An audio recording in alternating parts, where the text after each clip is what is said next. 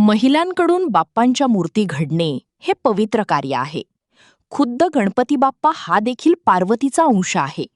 वृक्षविनायक ही सोलापूरची शान आहे, असे उद्गार खासदार डॉक्टर ज्योती वाघमारे यांनी काढले.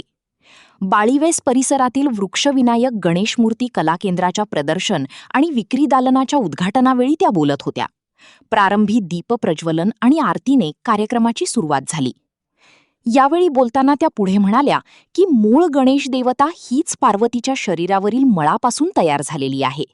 सोलापुरातील महिलांच्या हातून पर्यावरणपूरक मातीच्या बाप्पांची मूर्ती घडते आहे, ही सोलापूरची शान आहे.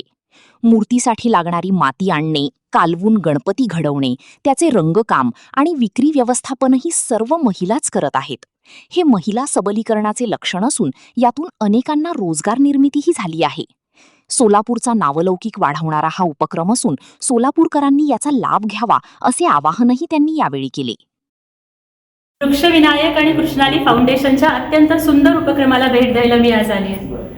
अत्यंत पारिवारिक स्नेह असणारे आमचे पत्रकार बंधू रामेश्वरजी विभूते, अत्यंत झुंजार अशा नेत्या वैशालीताई आणि माझी अत्यंत जवळची मैत्रीण उत्तम वक्ता प्राध्यापिका शेफालीताई आणि त्यांच्या संपूर्ण परिवाराचा संपूर्ण महाराष्ट्रातला आगळा वेगळा उपक्रम म्हणजे वृक्षविनायक आणि महिलांच्या हाताने घडवलेला गणपती. खरं तर गणपती हा पार्वतीनेच घडवलेला ना, म्हणजे जेव्हा मातृतत्व मातीमध्ये मिसळतं तेव्हा गणपतीची निर्मिती होते.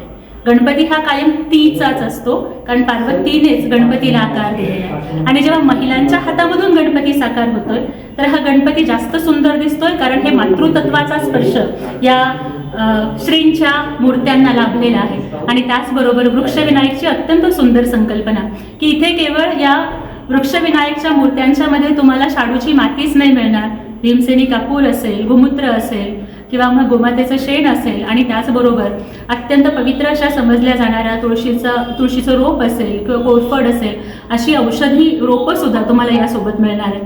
त्यामुळे मला खूप अभिमान वाटतोय सोलापूरची महिला म्हणून, सोलापूरची लेक म्हणून, की आपल्या सोलापूरमध्ये अत्यंत स्तुत्य असे उपक्रम राबवले जात आहेत. ती वृक्षविनायकचा गणपती आता 7 समुद्राच्या पार परदेशात सुद्धा गेलाय.